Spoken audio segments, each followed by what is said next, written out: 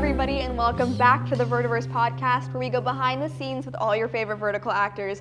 I'm your host, Rocio, and today I have actually not a vertical actor, but a big-time vertical director, Danny Farber. Hey, the most losingest director at Verticon. Let's go.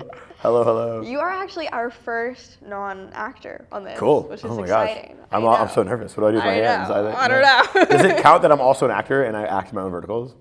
Do you? Of course. Oh. It's okay. I'm not. I know you acted. I know you acted like in verticals. It became like it was like a fun cameo that after like my 6th or 7th one, I was like, oh, it'd be funny to like put myself in this. And now I'm like habitually, every time I get a new script, I'm like, where am I in the script? Who am I going to be in this one? Exactly right. Yeah. That's so fun. How is acting and directing at the same time? One of my favorite things I've ever done. Really? I've done, before getting into verticals, I was directing music videos and short films and commercials, and I used to produce features back in Chicago and would AD a bunch and stuff like that. And I was also having like an acting career, and like I've been SAG for forever. Okay. And when I started to act while directing, it unlocked this part of my brain, like it satisfies this itch that nothing else can really do that for. And then acting while directing a vertical is like that itch on crack. And you're just like, oh my God, this is so much going on all at once. But it feels so safe in an environment where you're establishing a world and a community and whatever. So pop right in and do something fun for the fans, and hopefully they get a chuckle out of it. And then leave and go back behind camera where I need to do everything else and figure that out. Yeah. Okay, so like taking it back a little bit, how did you get into acting and directing? Like how did your love for film and whatever theater come to be? Sure, great question. I started acting in like community theater back in middle school, and then I got my first like paid acting job like right out of middle school, like right in high school. I started acting in like theater stuff and around Chicago, and then So a big theater kid. I was a big theater kid. I was like a bit of a theater nerd. Can't you tell about everything about me? No, but I mean, Chicago's a great theater community, and there was so much TV being shot back in the day too in Chicago, and it was a great place to audition for a lot of stuff. And then when it came time for college, I just did not. I loved performing. I always wanted to be an actor. My parents were like, "You can't go to school for be an actor," and I was like, "Oh, I'm going to go to school to be a director and then make a film, and I'll produce my own stuff and I'll put my stuff in it." And they were like, "That's a great idea. You should actually do that." And so that led me to DePaul back in Chicago, and I kept on chasing the dream. I really, really quickly got on these like big film sets as like a free intern PA. And my best advice for anybody looking to get into film or TV or verticals or anything is like just make yourself available. Say yes to everything. I think the first 3 years in this industry, I didn't turn down anything. Yeah. You just got to be nimble, and you just got to say. And then when you get on set, look at that call sheet and get 3 people's names off that call sheet that you want to connect with. It's easier now with Instagram. We didn't have Instagram back in the day, where it was like, it's one job should lead to 4 jobs, and those 4 jobs should all lead to another job. Definitely, and also like the one thing that like sucks is you got to put in like the free work. Like you have to. You got to, you got to pay your dues, and you got to grind. And it's it is hard because like nobody should have to work for free, but there is a bit of a spirit of like, I've earned my place here. Yeah. I know what I'm doing, and now I need to start getting paid for it. Yeah, definitely. And I think there's like a point too where you're like, you know your worth, and you're like, okay, like I'm gonna like set my boundaries now. Like I have enough experience. I have enough like under my belt. Sure. To like prove to people that like I can do this and be paid for it also. Dude, I did 6 weeks on an indie feature in the dead of a Chicago winter 2013 into 2014. 6 weeks on this indie feature as a student for free. That's crazy. For free. That's wild. 3 a.m. wake ups, working all day and loving it. Yeah. I got my first internship out of that job. I met so many producers. I met so many actors, and the director knew who I was, and I was just an intern PA. Yeah. And that job led to my whole career. That's and so awesome. It was being okay to be bottom of the totem pole. And honestly, the best piece of advice that I ever got in this industry, don't be afraid to climb up and down the ladder. If you want to keep working in film and TV, there's always a job for you in film and TV. You just have to be okay. If you're a director today, are you okay being a producer tomorrow? If you're a producer today, are you okay being an AD tomorrow? If you're an actor right now, are you cool holding a sound bit? Like, if you just want to be here, We always need people to do something. Yeah. And you'll never stop working if you're just down. Yeah. You know? And then establish, what are my goals? Yeah. Have you heard of the triangle of success? I haven't. Can I put you on game right now? Yeah. Is that okay? There's a lovely producer in Chicago named Angie Gaffney taught me this when I was really, really early in my career. And she described freelancing in any industry, but specifically in film and TV. Yeah. The triangle of happiness for freelancing. It's got to satisfy your heart, your wallet, or your career. It's got to hit 2 out of those 3. Mm-hmm. And if it hits 2 out of those 3 things, you should take the job. If it only satisfies 1 out of those 3 things, your heart, your wallet, or your career, take it or not. Yeah. That if you're ever like, I don't know, should I, shouldn't I? If it's going to further your career, if it's going to put a little cash in your pocket, or if it's something that you really connect with. If it hits 2 out of those 3 and you're on the fence, take the job. That's really good advice. Take the job. Yeah, that's really great because I think there's always like that hesitation with people when picking projects, or especially if you get like asked to do 2 things. Yeah. And you're trying to pick and choose. Where do you pick and choose? It's like there's always like the pros and cons to both. And then and I know you have questions, and I'm so sorry. I'm just diving into my you're own so good. advice. Whatever. It's like open-ended. It's cool. So the last quick piece of advice that I'd love to share with people is when I transitioned from assistant directing to producing and directing full time, it was a really scary transition because I was making money predominantly just ADing. I was just an AD for like 6 years. And I produce things on the side, and I'd act in things on the side, and I'd try and direct, very, very small things. And I told myself consciously, I'm going to turn off the AD valve, and I'm going to turn on the directing valve. And I'm going to be okay with less opportunities. And I'm going to be okay with a little bit less money. Yeah. And it's going to be a little bit tighter. But as soon as you stop saying no to the opportunities that you don't want, and start opening up space for the opportunities you do want, dude, it will change your life. Yeah. Genuinely, like that is a thing that I was able to I built a career out of manifesting this. I was getting opportunities in other spaces in an industry that I loved, but it wasn't the right opportunities.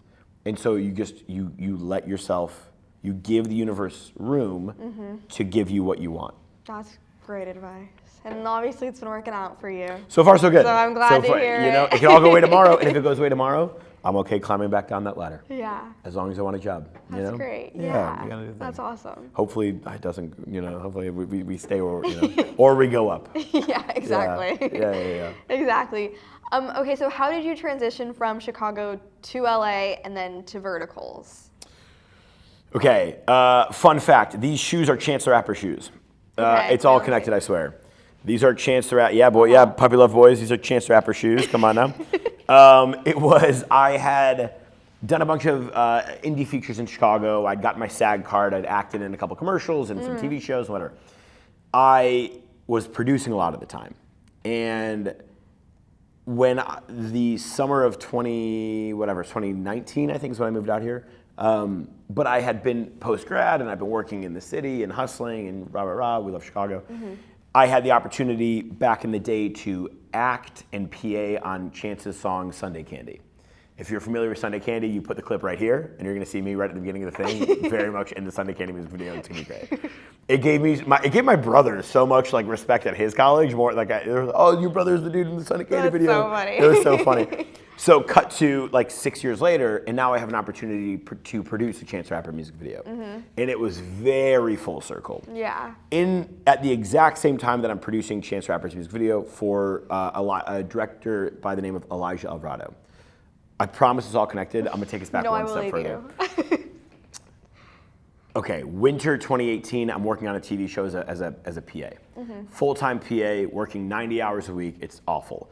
In that process, I built a talk show, a late night talk show that I created. I was the host. I had puppet co-hosts. We had musical guests. We had a house band, and one of our special guests was Elijah Alvarado, a director in Chicago that I really respected. He did a Chance the Rapper music video that got me into the music video scene and Chance and that whole stuff in the early 2010s. Yeah. And I brought him on my show because I was like, what a cool guy to interview. That's January. Cut to August. And sometime earlier in the summer, he's like, hey, this thing's gonna go, and in August, I'm gonna do a Chance the Rapper music video. I love what you did with Late Night House Party, your talk show. You really know how to put together a production. Yeah. If I get this Chance the Rapper music video, I want you to be my producer on it. Oh my gosh, that's so cool. It That's was, awesome. and it was from an opportunity that I made myself. Yeah. In an organic outreach, was a creative that I really respected, who then he was paying it forward. He's like, I was the first person in his mind when this thing came around. Yeah. So while that's all matriculating, in film school, I made a music video for this band called Whitney. And if anybody's ever worked in like a production company and they have the Pandora playlist, every production office I've ever heard loves the band Whitney. Shout out the Whitney team. I love those boys. They're Chicago based and they have like a really soft indie vocal sound. In college, I made a fan video for the Whitney boys. It was cute. It was whatever. They, to their credit, passed it along to their label. The head of the label emailed me back and they're like, hey, we love the ambition, love the tenacity. Really not something that we're looking for these boys. It was like a little amateur, whatever. Yeah. But keep the hustle on, do whatever. Okay, cool, awesome. Well, I just finished some project with Lifetime that I was ADing and acting in. Whitney came around, and they're like, we want you to produce one of or Austin Vesley was the director. Chance's music video director for a lot of things, and I'd worked with Austin on Sunday Candy, and we stayed in touch. He said, I need a producer for this Whitney music video. And I was like, I love Whitney. I get to produce one of the real videos? Yeah. This is crazy. I went from doing the Whitney music video, driving down to the South Loop and biking down on my car, or bike, whatever. Take the hard drives from a post house. I have all the colored footage. I bike it all the way up to the north side of Chicago. I hand it to the director, Austin Vesley, to hand off the final delivery for this Whitney music video. As I'm knocking on his door, Elijah Alvarado calls me and he says, the Chance the Rapper music video is a go. Austin opens the door. Hey man, I got it. Good job. Let me know when the thing gets released. Closes the door immediately. All right, let's go. Immediately within a breath, I'm on the next job. That's so awesome. It was the craziest. So I'm producing for Chance the Rapper now. Yeah. And both were such full circle moments. If I didn't leave then, I was never gonna leave. Yeah. In knowing that I had came to an opportunity to see rise to the top of that ecosystem in Chicago. I figured if I don't leave now and go to Los Angeles, I'm never gonna leave. Yeah. And what a wonderful, romantic, poetic way to finish off the beginning of my career, then working with two artists that I had worked with in the past. So that's so awesome. That's so fun. it was so fun. And on the Chance video, it's called We Go High. He was wearing these Air Force Ones on the show. He didn't want them afterwards. They didn't fit Elijah's feet, so I ended up taking them, and I've had them for years and years and years. And then to my credit in that, I had produced my first 6-figure budget for this Chance video. I just got off the Whitney thing. I knew I was leaving for LA on that Tuesday. Yeah. I needed as much cash as I could. So after all of this work, doing these 2 videos, I went back and I PA'd on Monday, and on my flight out was on Tuesday, because I needed another $200. And I didn't tell nobody that I was a producer. I didn't tell anybody. I just needed the $200. I needed the cash. And it's that thing of climbing up and down the ladder, and keeping yourself employed and doing what you have to do. And that $200 helped me land out here in Los Angeles. Hell yeah. So that's a super long-winded answer No, for how, great. but it's, everybody finds their way out here in their own journey, and that was mine. That's awesome. Thanks, Dom. That's so cool. Yeah. Okay, but then how'd you get into verticals after that? Verticals, whatever. I have no. Is that what we're doing? Vertical. Fair. You can cut all that out. I got it. So from producing and directing and doing all my music video stuff in Chicago, and then I made a couple short films here in Los Angeles that I was acting and directing in, and enough friends out here that I had made knew that I was a director and I'm trying to go after this thing. And a friend of a friend in October of 23 had said, somebody was looking for a director for something and nobody knew what it was. And I was like, I'm a director. They're like, yeah. So I passed along my reel and my portfolio, and it has those music videos that I'd mentioned and all this stuff and whatever. And I had my producer's reel and I had my director's reel.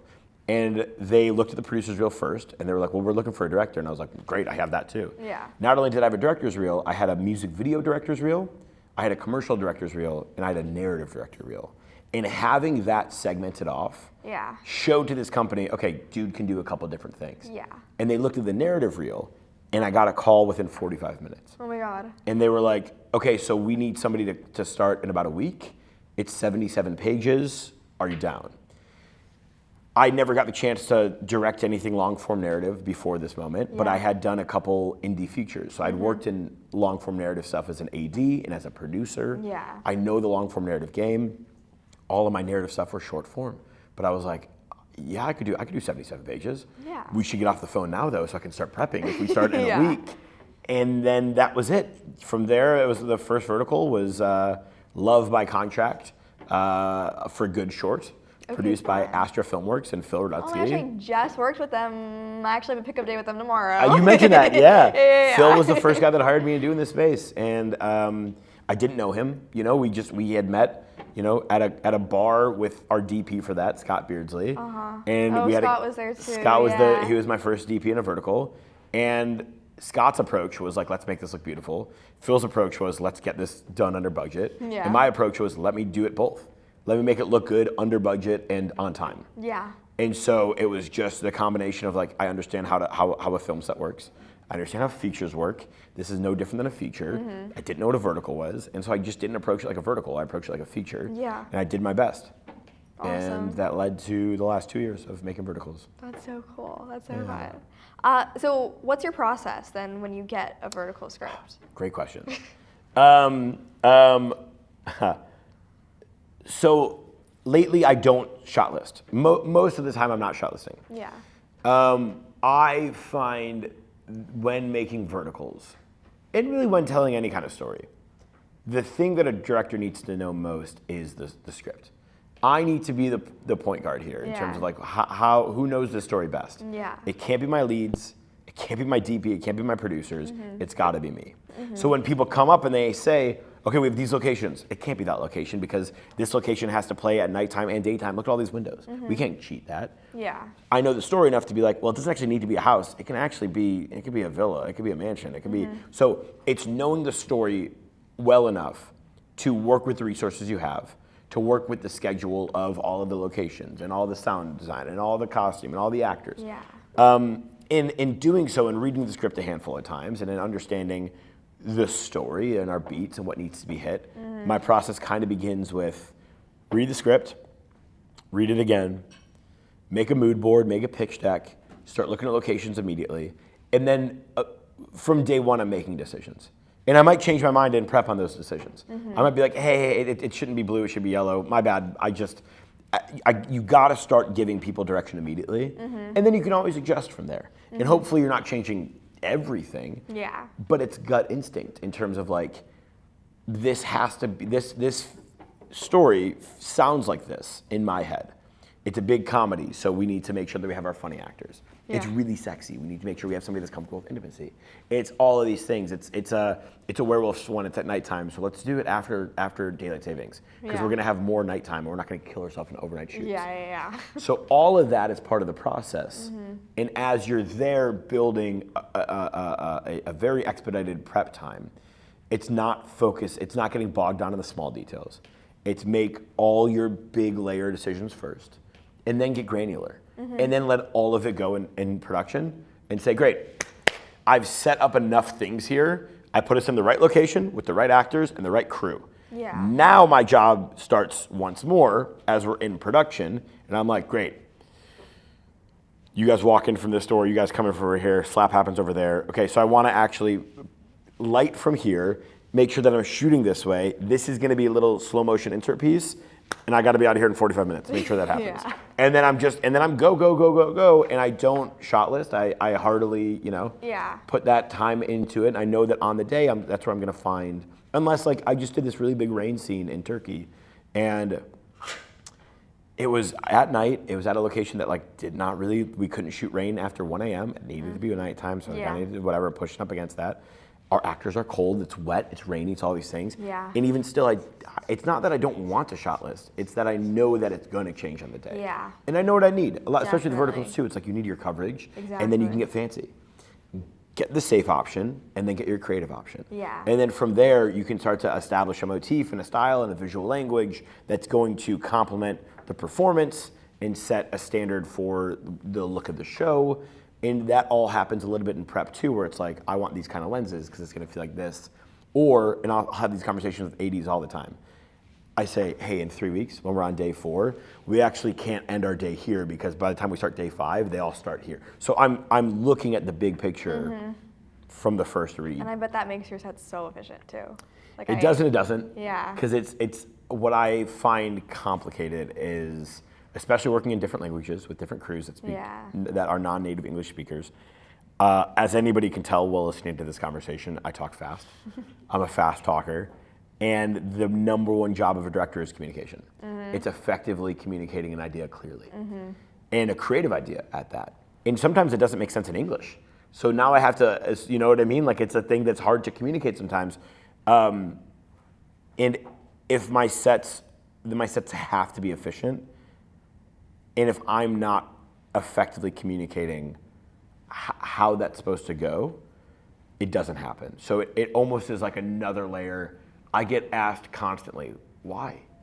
And I'm like, we can ask why, and I can tell you why, or you can trust me. Yeah. And this is going to avoid OT for everybody. Right, I can spell it out, or like just trust me. We need to get this done. We need to get this done. It's like you're hired for a reason, and trust the process. That's the process. Yeah. The process is let Danny do his thing, and well, kind of like speaking of that, the way verticals work is there's always a client who's like representing the company that's funding the project, and it's usually their script, and so there can be a lot of like pushback from a client on like their vision and the director's vision, and like literally everyone else is on set, just like, waiting for the thing. Even with costumes, it's like I'm just waiting. Like I have some creative freedom, but it's not always a lot. And usually it's like one person has an idea of exactly what they want, and like at some point you can't push back too much. Yeah. So it's like, what is your experience with that, and how much creative control do you think that you get on these projects? That's a fantastic question, and you would know so inherently well. You of know like my department. You know what I mean? Like how it goes. And with costumes specifically, it's like I learned maybe on movie 3, on Vertical 3, where I was like, I'm not going to touch it. I have opinions about costumes, but I know how to make a movie. I know a lot less about women's fashion. Yeah. So like, let me trust the world that knows that a little bit more. Now I think I have a little bit more of an opinion about the cut of a dress and the shape of how it falls and the color of it and things that I would not have known before doing these verticals. Yeah. But at the end of the day, it's not my money.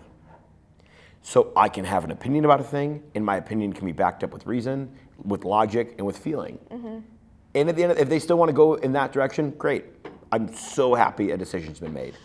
That's the thing. I'm happy when a decision. I'm happy somebody made a thing. Yeah. And if you, and oftentimes too, I'll say it to somebody. I'm like, you give me A, B, or C, and I'll pick B, or I'll pick A, or I'll pick C. Just give me options, and I will make that decision. If it's open ended, it gets a lot more granular. Yeah. On the client side of things, whatever they want, within reason. If it makes sense. If it doesn't make sense, sometimes they're coming in halfway through the day and they don't see, oh, well, this is going to be, or a better example is they might like this dress, but they don't know the location I'm going to shoot it in. Yeah. So if this matches this back wall, if I'm wearing a wood panel fucking suit right now, I'd be like, this is not the right shirt to wear for this space. Yeah. And so I have to be the one to say, hey, I love that too. Let's not use it in that scene.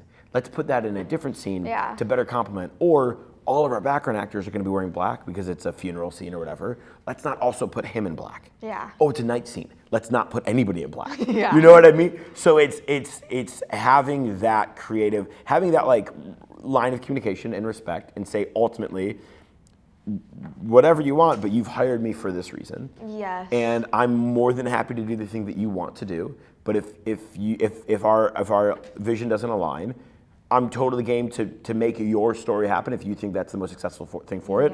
Because I just want the most successful version of the product to be in existence. Yeah. But if it's not successful, then you got to pick your battles. And I think what's really helpful is you say yes to a lot of things, and then the thing you say no to and you stick to, people really listen to that. Because they're like, damn, okay, so this is a line in the sand here. And it's not because of A, B, C, or D, but it's because it's the right option for the story overall. Yeah. And that's just, I think, the best way to, and oftentimes it happens in casting too. Oh, I've heard, yeah. I know a lot of casting directors, and it's just like, it's like every single department with the client, it's like that same conversation every single time. And often with the director too, like you are the lightning rod. Yeah. For all the good and all the bad. Yeah. If it doesn't do well, that's your ass. If it does great, oh my God, what a genius you are. When it's like, hey, we're all just trying our best. But the director has to be the one that stands by these decisions and says that this is going to work or not going to work. Hey, don't put these two together. They look like siblings. They don't look like lovers. You know what I mean? Or these two don't work well together. Or this one's a pain in the ass. So everybody's day is going to be slowed down. If you really want them, let's make that happen. But I think that I have enough knowledge on shooting movies and enough knowledge on vertical specifically, where if I think my opinion is respected a little bit more than maybe earlier directors in the space, which is nice. Which is good. Yeah, but it's something that you got to earn. You got to do. You got to fuck up, and you got to do the wrong thing, and then you know what the right choice is in the next one. Definitely. Everything's a learning lesson. Definitely. Yeah. So how do you pick your projects, or do you gravitate towards certain genres or certain even like actors? Like what? How does that work for you? Yeah. God, really good questions all around. I'm getting approached pretty consistently by a bunch of apps. I can imagine. I feel like all the ones you do are so successful. No. That's what I hear about you. Some are really Danny's great. projects are so successful. No. Dude, trust me, they're not. I appreciate that, but some have been really great, which is really, really good, and at the very least, they're fun to work on. And that's like the biggest thing is like, can we just have fucking fun doing this? What are we doing? And that's where it gets frustrating, where it's like, dog, we're taking all the fun out of this. What are we doing? Like, why are we here if not to just like make something that people enjoy watching? But how to pick your project is something that I'm still trying to figure out. I like YA stories. I like, coming of age stories. I think those are always sweet and oftentimes less violent and a little less like pushing the boundaries in that regard. Yeah. So that's like a safe kind of approach to like, okay, this will be fun and a challenge because everybody's brand new to acting, but like let's have some fun with it. But I also, any kind of comedy, anything, I think just my background is like an actor and funny, like that works. I also notice when I do like the really heavy drama ones, which I've done a bunch of those too, the days are just so much longer. Yeah. And you're like, we sat again? We're crying again about this? Oh no. I feel that way too. Oh my God, The vibe is very different for sure. But I also try and diversify my portfolio as best as I can. I've done a couple sports ones. I've done a couple enemy to lovers. I've done a bunch of fucking secret billionaires, which I'll take the work, but like really don't want to do it. That's how I feel. I'm like, no more suits. No more suits. Everybody's in a suit, and no more suits in the summer. Yeah. Please, no more suits in the summer. Everybody's gonna sweat. Why are we doing it? Everybody's gonna sweat. It's terrible. There's other ways to communicate rich without suits. This guy does not want to be in a tie. Like, Nobody wants to be in a tie. Don't make me keep putting him in a tie. For the 7th day in a row, it's the same smelly costume. It's gonna get weird for everybody. No, but I recently had the opportunity to pick between 2 different projects.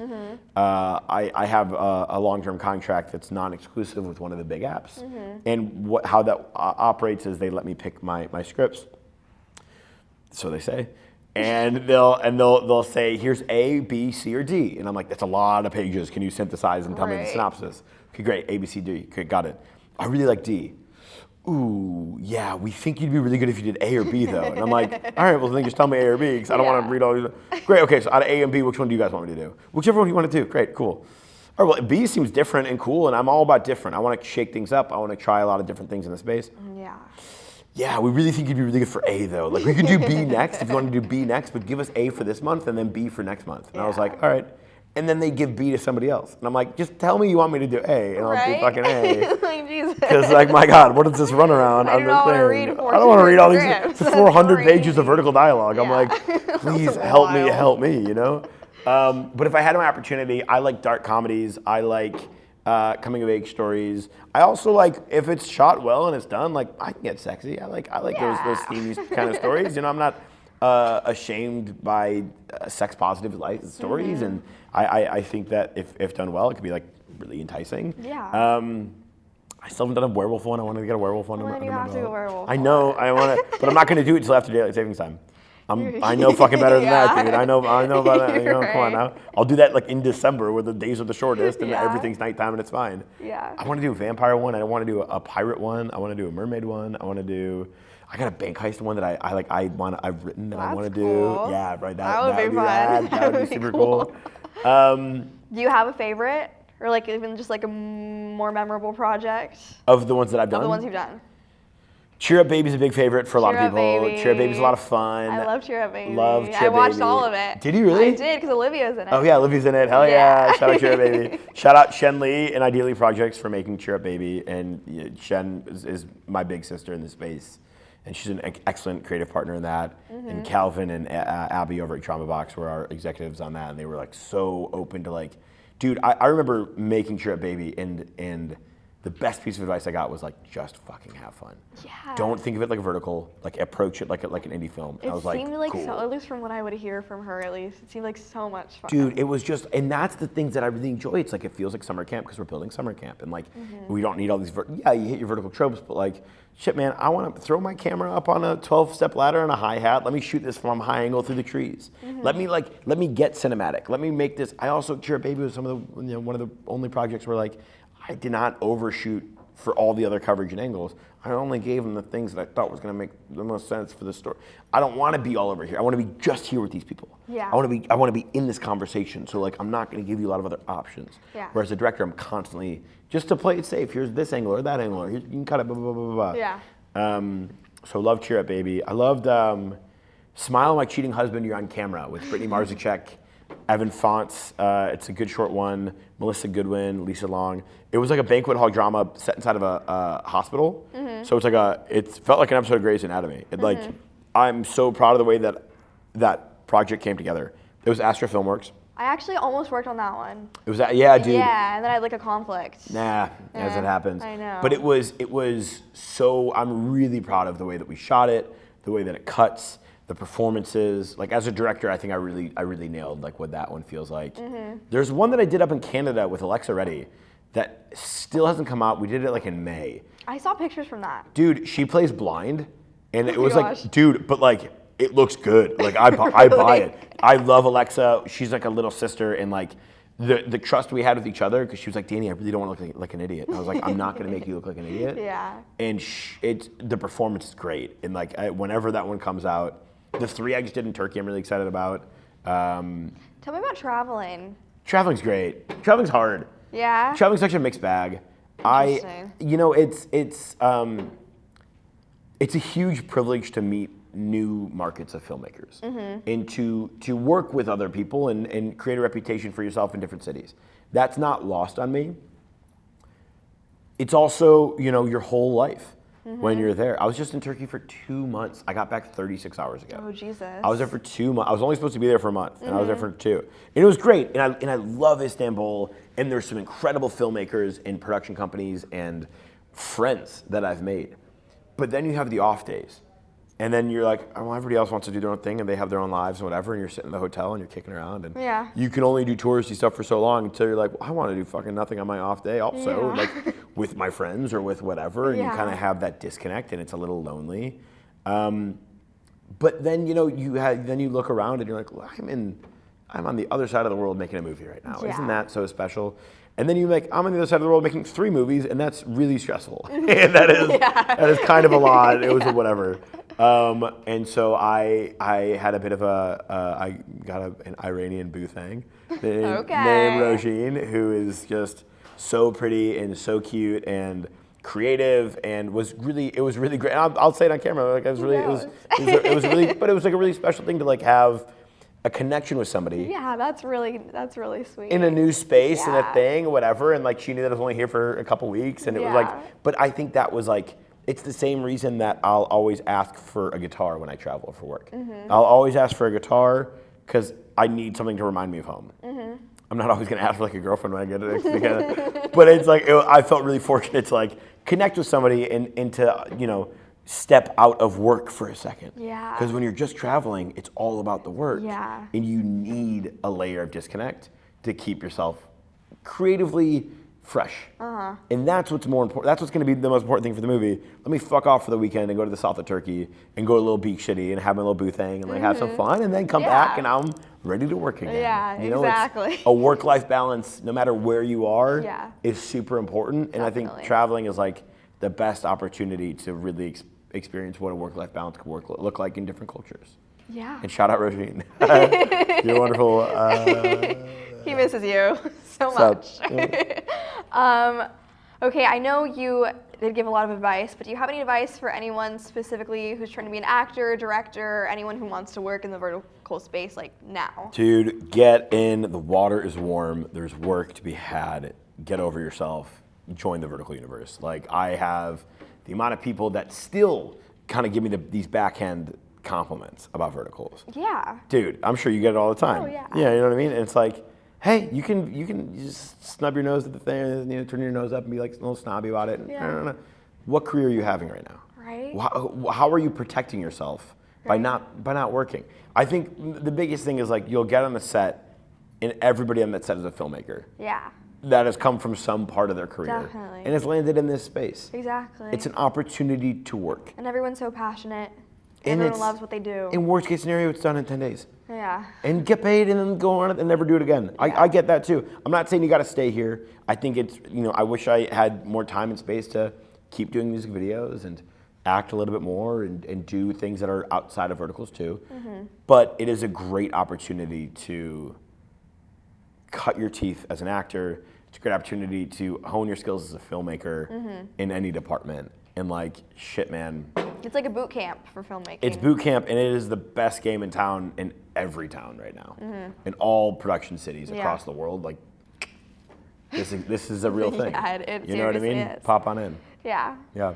All right. Well, thank you so much. Can I ask you one final question? Oh my gosh, ask me. Can I get the thing?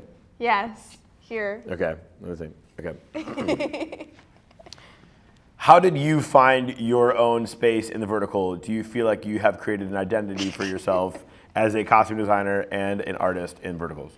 Yeah. Okay. So I came to LA for school. I went to FITM for fashion Shout out. design. Cool. Nice. Yes, but my passion has always been costumes.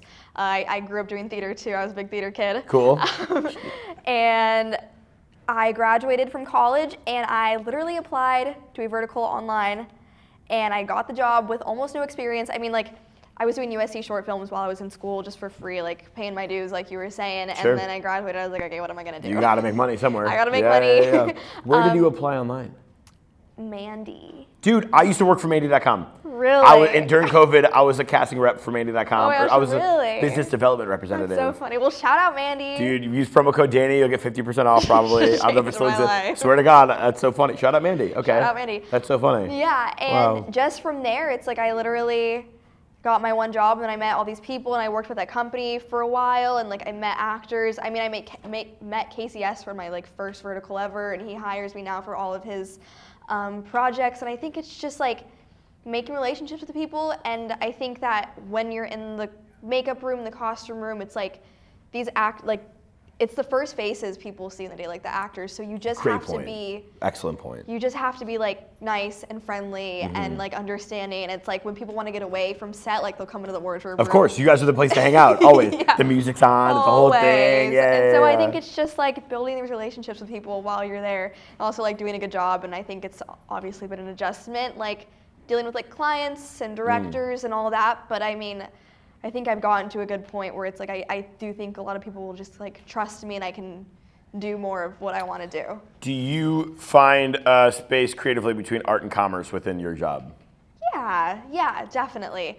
I mean, there's always like that like balance, and I think that especially, I would say like my main thing that holds me back is like the budgets on these. It's like there's Sure. only so much you can do with so much money. Absolutely. And it's like you can only like please everybody so much. Or what's the one piece you should spend the money on? Yeah. Like exactly. Exactly, and it's Picking like that they battle. want this and they want this and they want this. I'm like, okay, well, I Pick can one. give you Yeah. as much as you want, but like I can give you like one of these things, or I can give you like half of all of them. Exactly. You know what I mean? Yeah, totally fair.